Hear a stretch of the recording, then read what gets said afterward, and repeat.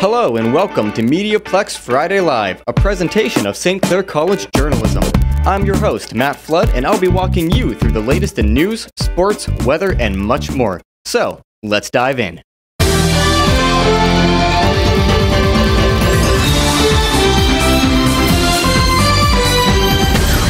"26 years of night shift is on the way out at Fiat Chrysler Windsor, along with 1,500 jobs. The night shift will continue to operate until September 30th and then will be terminated. According to Dave Cassidy, local Unifor 444's president, cutting the night shift is a sales and business decision, and Fiat Chrysler said the decision was to better align production with global demand. According to Fiat Chrysler, employees who are eligible will receive retirement packages, and the company says they will work to give laid-off employees full-time positions as they become available based on seniority. While NDP leader Andrea Horwath is calling for the Ford government to take action to protect jobs in Ontario's auto sector, Premier Ford says he will meet with the FCA Canada and Unifor presidents to try to protect these jobs. Now, as much as I would like to donate blood, I wouldn't recommend seeing Dr. Acula. Mirjana Yanekovic thankfully has a different place you can go to do so. More than 2,000 blood units are needed in order to maintain a healthy donor base in Windsor Blood Donor Clinic. Danielle Haddad gave blood 6 times and recognized the necessity of giving blood. I try to give whenever I can, just to help, because I know there's people in need. Blood cells have a shelf life which varies from 7 to 42 days. Sometimes donations are used in just a few days. Marissa Gatfield, territory manager of the Windsor Blood Donor Clinic, says it takes a couple of donors to support patients under treatments. Someone undergoing cancer treatment, let's say specifically leukemia treatment, may need up to 8 blood donors a week to help them support them through their treatment. Tamara Ducharme is grateful to all donors who helped to save her daughter's life when she was diagnosed with a rare disease called osteopetrosis when she was 5 months old. Madalena needed 40 plus blood packs, and if it wasn't for all those donations that people made, we wouldn't have her. Those who are not eligible to donate blood can still donate stem cells, plasma, organs and tissues as another way of contributing to those in need. For MediaPlex News, I'm Mirjana Yanekovic. Now, if that doesn't get your blood pumping, I think I might have something that will. We have Dalen Davis here with the Sports Report. Take it away, Dalen. The Windsor Spitfire season ended last night in a heartbreaking fashion, losing a 4-game sweep to the London Knights in their first-round matchup following a 5-2 loss. Adam Bachvis, the 8th overall pick by the Chicago Blackhawks, was the standout of the series, scoring 6 goals against the Spits, including a 4-goal game in Game 3. The Toronto Raptors continue to roll without Kawhi Leonard in the lineup, improving to 16-5 when he sits out following last night's 117-92 win over the New York Knicks. Pascal Siakam led the way for the Raptors, scoring 31 points to go along with 5 assists and 5 rebounds. Mitchell Robinson was the standout player for the Knicks, scoring 19 points to go along with the game-high 21 rebounds. And in the world of March Madness, Virginia beats Oregon to reach Elite Eight, thanks in part to Ty Jerome's three-pointer. Jerome hit the clutch three-pointer with 3 minutes 34 seconds remaining in the game. Virginia would then go on to shut down Oregon, leading to the win. Virginia will to get ready for their upcoming game against Purdue, something they haven't done since 2006. This is your sports news. Back to you, Matt. All right, well, thank you, Dalen. Now, April showers have come a bit early, it seems, but hopefully Christian Bodwin can tell us it's going to go away quickly. Christian, you better have some good news for me. Well, Matt, do you like rain? No. Do you like clouds? No. Well, this weekend's got those. Oh. Today is currently an overcast with a high of 4 that feels like 0. Saturday's looking like some rain with a high of 5 that feels like 1.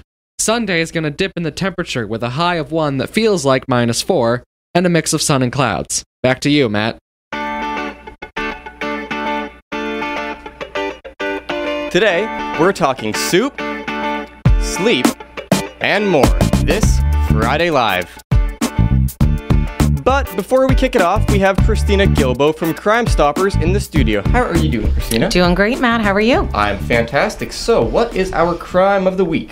Well, on March 19th, a male suspect entered a store on Amy Croft Drive in Tecumseh around 2:30 in the afternoon.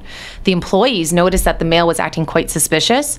This male went to the back of the store and selected 2 items, concealing one of the items inside his jacket. The male approached the cashier, claiming he forgot his wallet, placing one of the items down, but he left the store failing to pay for the concealed item in his jacket. Oh, so that's kind of like, it's sort of a bit tactical, isn't it? That's exactly it. Behind, sneaks out what he actually wanted. That's right. He had a plan on what he was doing.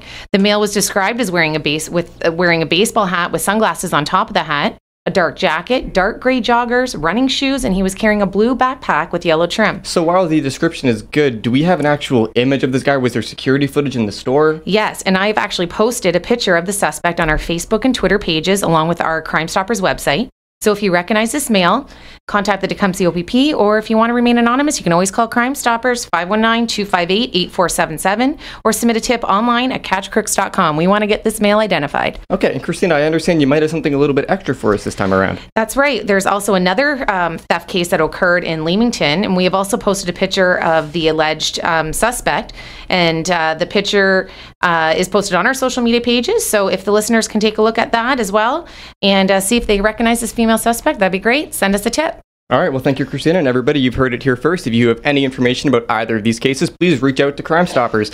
All right, anyways, back to the news. Do you like building things with your hands? Well, we have Kina Verapandian with a report on the Mini Maker Fair. Hi, Sydney. Can you explain us about the Mini Maker Fair? Sure. So a Mini Maker Fair is a community event. It's basically open to anyone aged 0 to 100.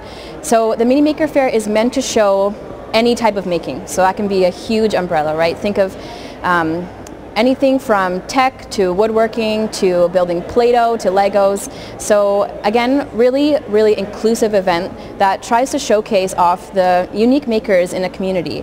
What are the different kind of themes and topics people are bringing today? We have a couple woodworking booths, fashion design program from St. Clair College.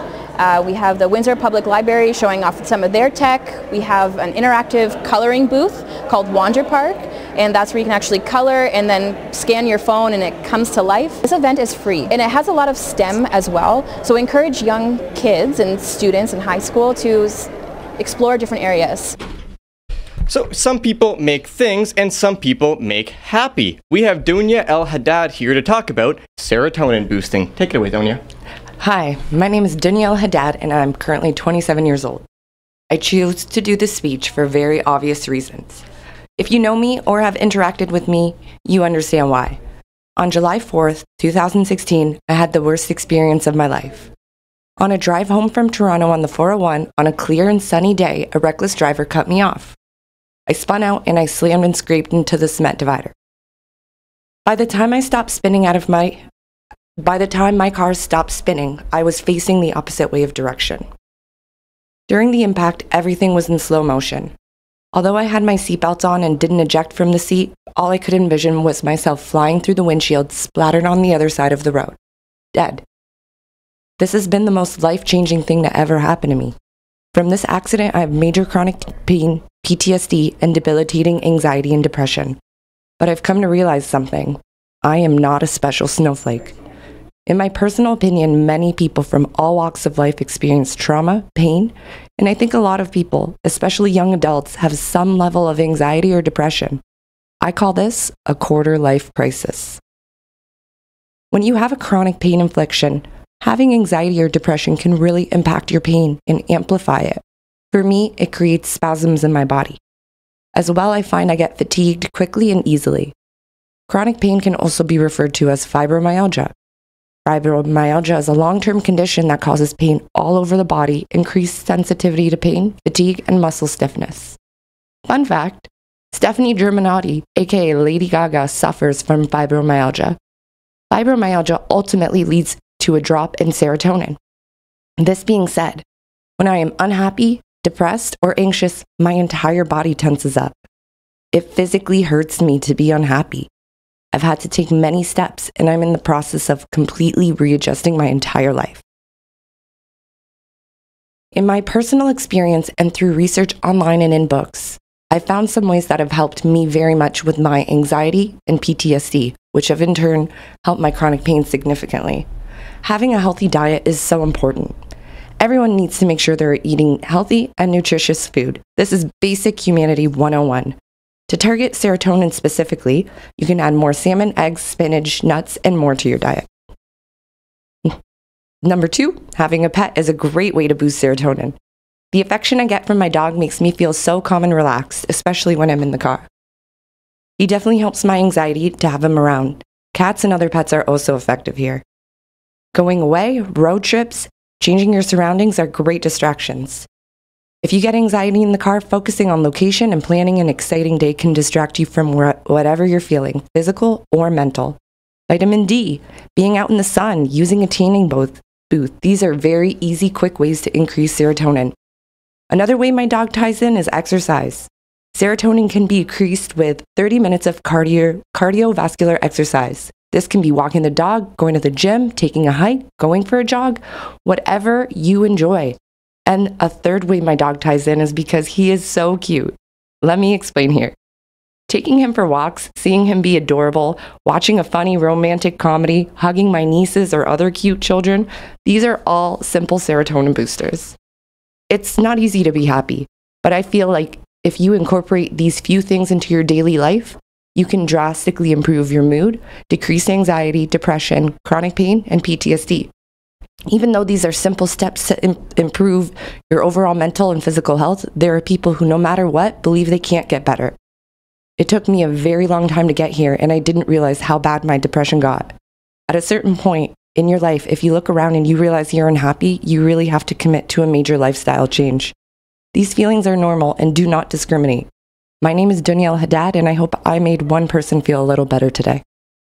For the past couple of weeks, we've been hounding you about the St. Clair College open house. It has finally passed, and we have Travis Conant here to tell you what it's all about. St. Clair College's MediaPlex held their spring open house on March 23rd. This open house is used as a way to allow future students who are interested in the different programs to come speak with current students, teachers, and members of the media such as AM 800 and Blackburn Radio. Rebecca Wright is the Public Relations Coordinator and says this open house is a great way to show what we do here. First off, coming into the MediaPlex, a lot of them have gone to the main campus, and so they've seen that campus, they've maybe learned about those programs up at the main campus, but the MediaPlex is a much different feel. So the open house is just a great opportunity for us to show them around and teach them about what we're going to be teaching them about in the field, and gives them insight into the industry, into the program, and really what they're going to be doing here. If you missed your chance to come to the open house, you can always book a tour. I'm Travis Conant, reporting for MediaPlex News Now. Now, I'm not sure about you guys, but with the weather being kind of a downer, I like to pick myself back up with a little bit of soup, and I think my friend Caitlin Kenny would agree that there's nothing more soothing. Enactus Windsor powered their 6th annual Windsor Soup event at Walkerville Brewery, which encourages young entrepreneurs to get a head start in their businesses. 4 presenters pitched to a large audience of students and local business owners to see which idea can get the most votes. The winning pitch gets all the soup proceeds. Organizer Katie Pafaf says the last event raised nearly $1,400 for the winning pitch. That's part of the fun, right? Because you get to come out to the event and learn about initiatives that you had no idea were going on. It's like looking at all the people that come out just because they take an interest in our local businesses. I think that's such a strong asset of our community. Sunday's contenders were 4 Windsor-based businesses: Wolf and Rebel, Reform All Movement, EC Road Trip, and Plant Joy. Pafaf says that these events are scheduled to run into the 2019-2020 school year, and Enactus will be looking for 4 more presenters when the next rolls around. The last event raised approximately $1,300 for the winning pitch. I'm Caitlin Kenny for MediaPlex News. Now, understandably so, a lot of people are worried about rising water levels as time changes, but Emma Butler is here to tell you that you shouldn't be as worried as you think. Water levels in Windsor are a growing concern. Though there's no reason to panic, we do need to pay attention to this issue.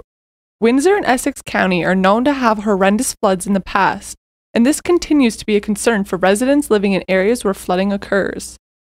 With the water levels continuing to rise, Windsor has a greater chance of being affected by high water levels. The City of Windsor website released information based on what the community and city needs in order to protect their homes. They are offering residents a financial subsidy to install preventative measures against floods. They are provided on first-come, first-served basis. However, the program does have certain requirements. For more information about flooding, please call 311 or visit www.311online.ca. High water levels have been a concise problem for many years in Windsor, and residents should be more aware of the problem before resulting in a late-night basement swimming session. For MediaPlex News, I'm Emma Butler. Now, when I think of floods, I think of my last name. But who wrote this script? All right. I actually think of other natural disasters like wildfires, and here with me in the booth is our music guys, Brett Blake and Sam Sinclair.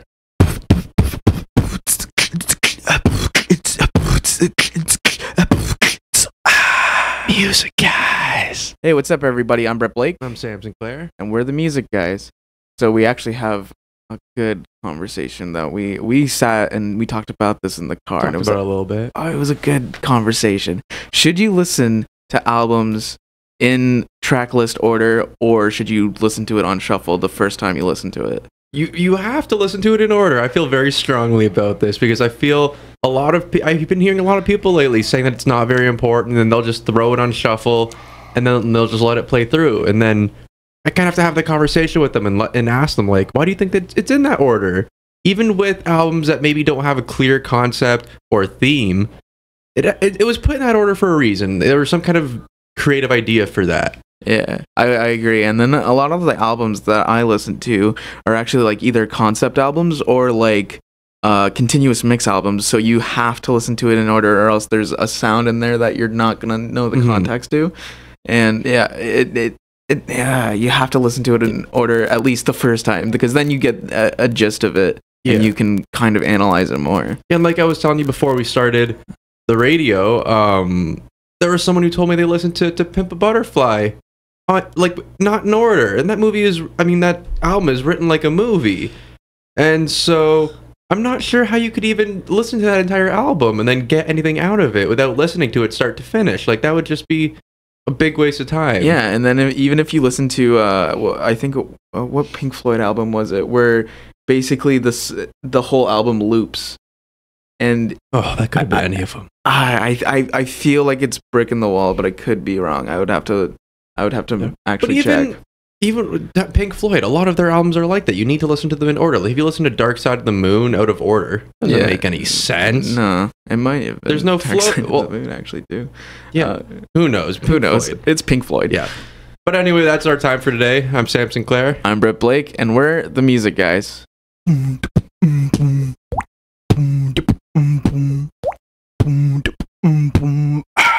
Music guys. Sometimes I like to listen to music when I sleep. We're here with Ryan Percy, who currently is not asleep in the radio booth, but here to tell us about the benefits of taking a nap before he goes home to take a nap. With spring upon us, we can finally start leaving our windows open. I don't know about you, but a cool breeze coming through the windows is perfect napping weather for me. But why should you be ready to lay down for a midday siesta? 1. It can help you improve your memory. Sleep helps to improve how your mind stores memories, according to some studies. While it may help you store info, it may also help in drawing connections between things. One study showed taking a nap makes it easier to piece together info from earlier in the day. 2. Napping even boosts your mood. Experts state relaxation from lying down and resting can help boost our moods. And while it does your mood good, it can also help your body. One study found individuals napping after experiencing mental stress had lower blood pressure. And 3. Make sure to not oversleep. Keep your naps between 10 and 30 minutes. Anything longer may cause you to wake up feeling more tired than when you originally laid down. This post-sleep tiredness is called sleep inertia, and the longer you nap, the more you'll feel it. Whether you're enjoying a brief nap after lunch or a small break after you're done work, your body, mind, and mood will thank you. This has been your Health Minute. I'm Ryan Percy. Now, while you're resting, you might want to relax, and there is no better thing to do than binge watching some Netflix, and that's what we have Josie Richards here for. So what's the best flicks on Netflix this weekend, Josie?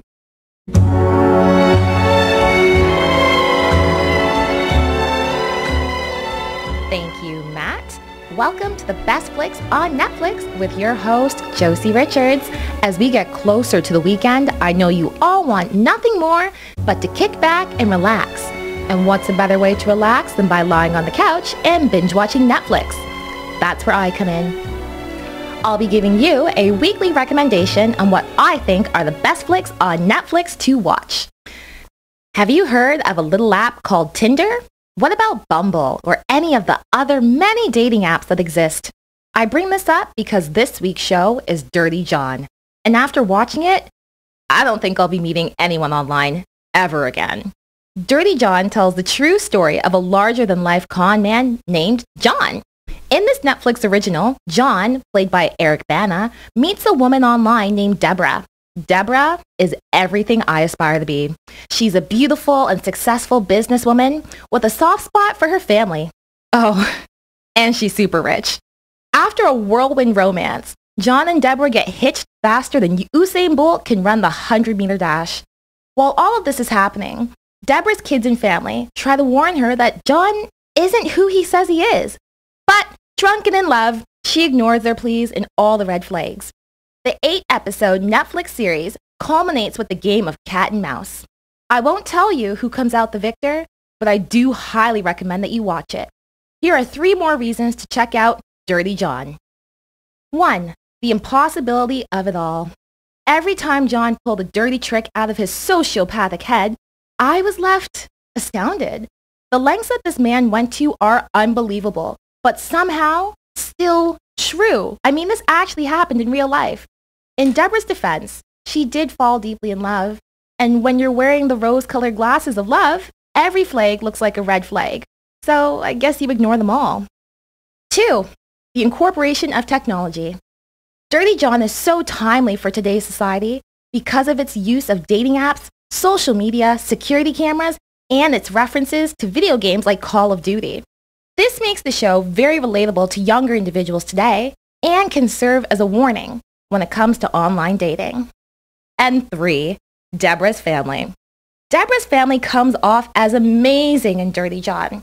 They are incredibly supportive and they stick by Deborah, even when she doesn't deserve it. And there you have it. Tune into the best flicks on Netflix with me, your host, Josie Richards, next week for another recommendation. Back to you, Matt. Now, Earth Hour is coming up, and if you want to save energy, you can go ahead and turn off your TV, your lights, whatever else it is. But I'm going to kick it over to Samson Clair, who has the full story. Thank you, Matt. Earth Hour 2019 starts at 4:30 p.m. in Windsor tomorrow. This year's campaign, #ConnectToEarth, aims to build mass awareness on why nature is important. After Earth Hour 2010, a report from the Independent Electricity System Operator shows during Earth Hour the demand for energy fell by about 4%. This drop is equivalent to the energy peak needs of a city the size of Brampton. Sid Doss, the Director of Digital Engagement for the World Life Foundation, says she often is asked, what does turning off your lights for an hour actually achieve? Doss says that it shows the world that millions of people around the world care about climate change and nature loss. Since the movement started in 2007, there have been plenty of highlights. These include a 3.5 million hectare marine protected area in Argentina and a 2,700 hectare forest in Uganda. Back to you, Matt.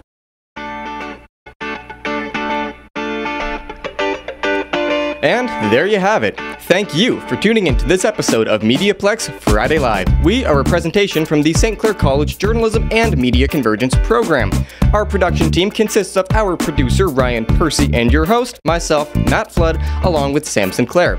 This week, we had contributions from Ryan Percy, Kina Verapandian, Brett Blake, Sam Sinclair, Danielle Haddad, Dalen Davis, Caitlin Kenny, Emma Butler, Cassidy McNay, Mariana Yanekovich, Travis Connett, and Josie Richards. Special thanks goes out to Christina Gilbo from Crime Stoppers. I'm Matt Flood. You have a great weekend now.